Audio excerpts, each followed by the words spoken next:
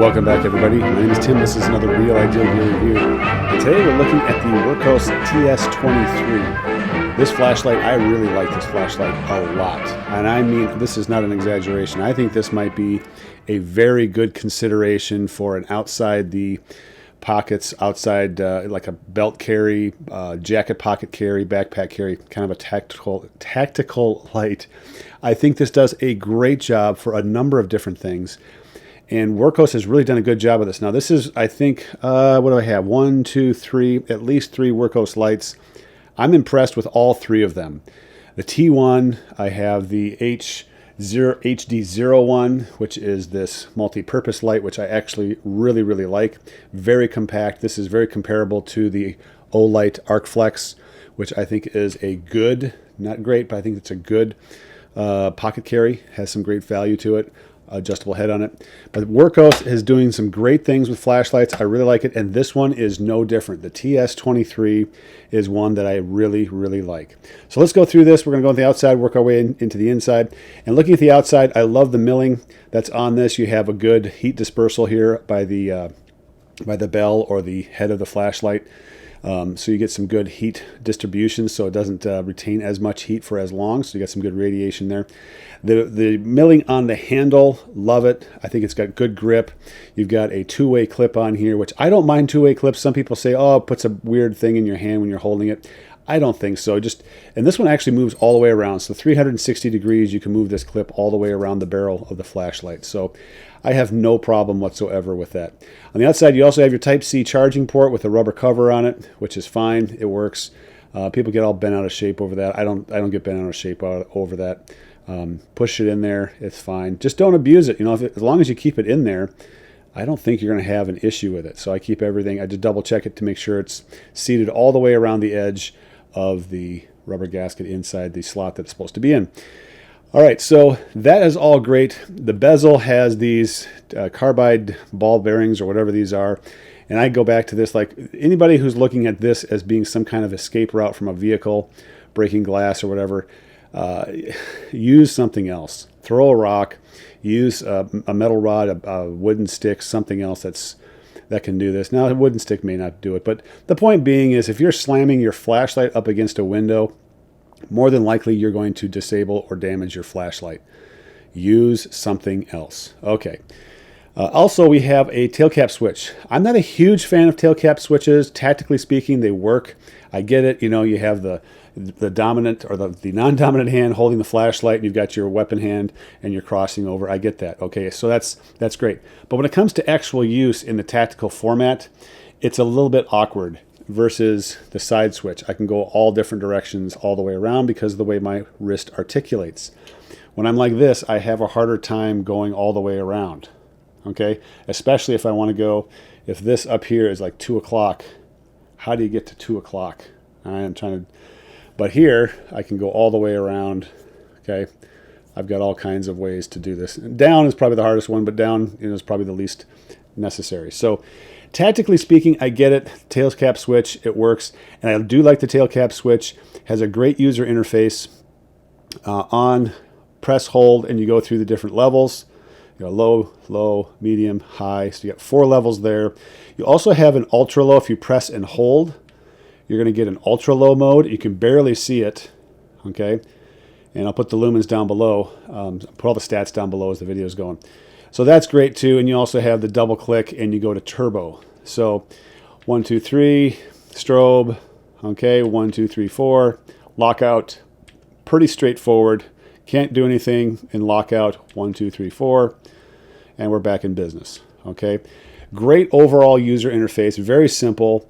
Tactically speaking, I do like this. If you set this up where your flashlight is on high, you're going to get a great, I guess, user experience with this because high on this one is great. Now, when you look at the beam shots, we're going to go to the video outside here in just a minute.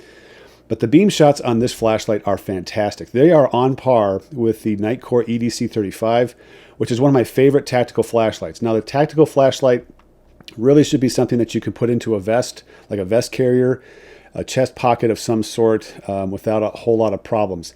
This one has a wider bell or head to the flashlight. I'm not a huge fan of that. The flashlight battery that's in here, let's see, I think it's 26.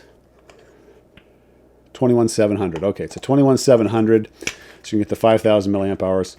Good overall I mean, this is a pretty common battery too. So as far as buying an extra battery, which I think, you know, this is the best way to go, is when you're out on patrol or something, carry an extra battery with you, put in your pocket, put in your cargo pants pocket, and you just have that reassurance of that. You don't have to worry about cords and charging things. You just put another one in there and just manage the flashlight a little bit better. Overall, though, I think this flashlight is fantastic. Love it. The price on this flashlight is really good.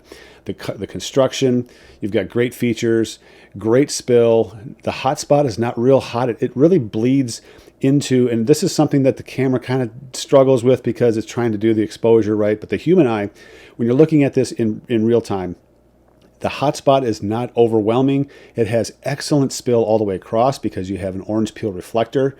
So you're close quarters, and sometimes you're even medium distance. So we're talking safety and convenience, and then security and safety, those two different levels. And just to give you an idea of what that looks like, here, I pulled this out, and I haven't used it in a while. But if you pull this out, okay, very simple graphic, right? Safety and convenience is inside your tent, inside your home, okay? Security and safety is outside the home, and then perimeter and security is the outside perimeter of your property, okay? That's where the dangerous stuff should be kept. Intruders, wild animals, that kind of thing. And then your safety and security is kind of your mobility around, moving things around. Maybe it's a campsite. But then inside the tent or inside the home is your safety and your convenience. This one hits levels safety and convenience and security and safety very, very well. Distance, it does good. I really like the distance on this flashlight. You'll see it in the beam shots. I think it does a great job with distance. It could definitely pass for that perimeter security, keeping things at distance and seeing things at distance.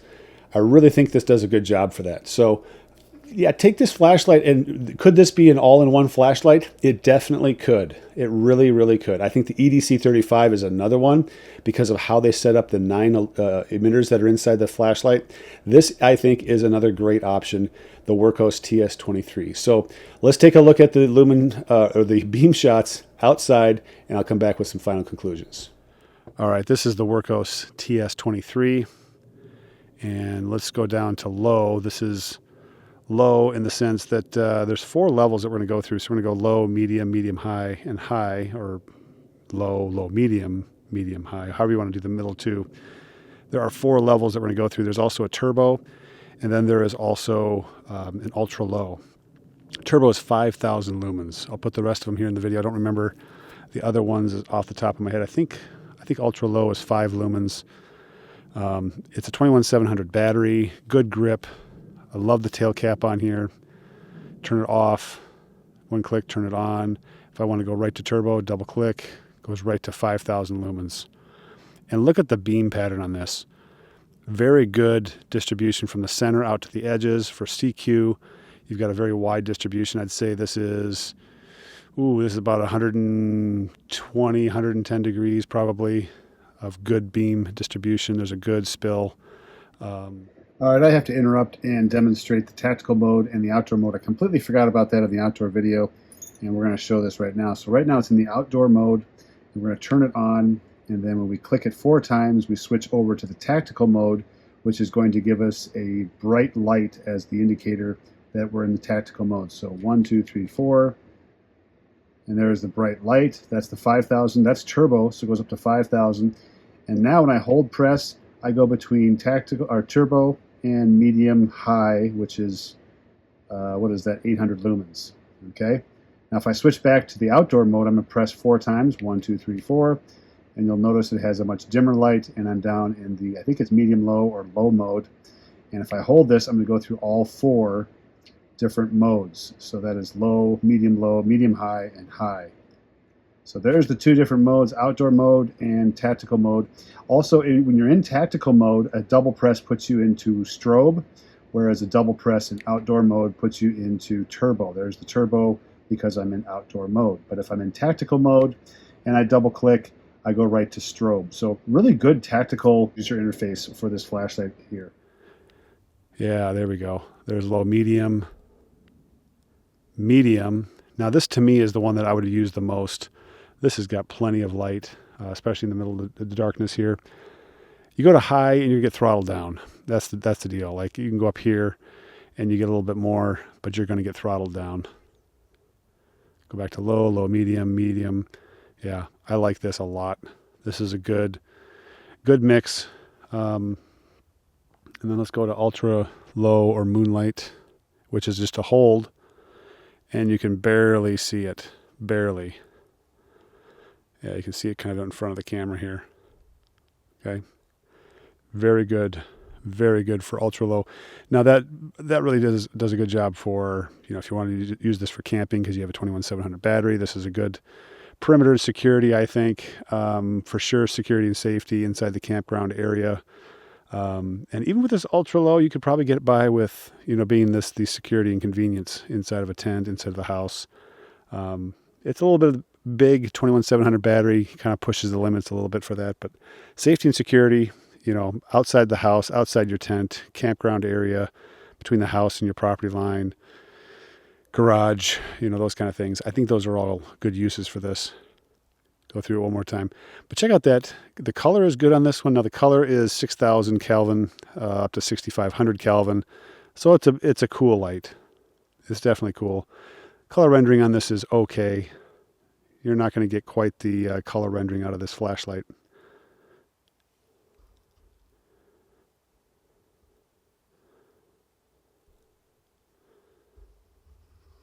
So there you go. The flashlight performs very well. Tail stand, I did mention this tail stand without getting into the button itself. The button, it's a little bit cheap. I didn't mention this before. It's a nice wide button. It doesn't have any rubberized finish on here, so it's not something that you're going to hit with your thumb and kind of your thumb sticks to that, even if you had gloves on. If you're working patrol or whatever, you're wearing gloves. It has a little bit of... it's a little slippery, but it does have some texture on here. Not a ding. I'm not dinging this at all. It's just one of those noticing things that I have with other tactical flashlights that have a tail switch. A lot of times you'll have a rubberized switch. All right, so this is the CU, what is this one?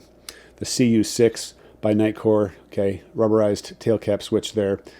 It's just a nice feature. Not necessary. I do like the fact that this button is bigger. It's a much easier button to hit. I don't have to go directly to the center of it. I can kind of hit it on the sides. I don't have to hit it directly in the center of the button, okay? So, great flashlight. I really, really like this flashlight. You have your charge indicator on here, your battery indicator while it's running. Just fantastic flashlight for the money. I think you're gonna really enjoy this flashlight. I think this is definitely one of those outside the pocket, on the belt, chest carry, if you're using a tactical vest or a ballistic vest, chest carry for sure, backpack, sling pack, jacket carry, pocket carry, all that stuff. This is a great option. So let me know what you think of this one, the Wurkkos TS23. I really like this one. This one is going to stick around for a long time. The EDC35 and this one are both doing an outstanding job. I'm going to hang on to these. So let me know what you think. Check out my store, realidealgear.com. I do have flashlights, knives, watches, and other things for sale there that I've reviewed at very good prices, I think. Flashlights typically sell out very quickly. I put them on there for cheap.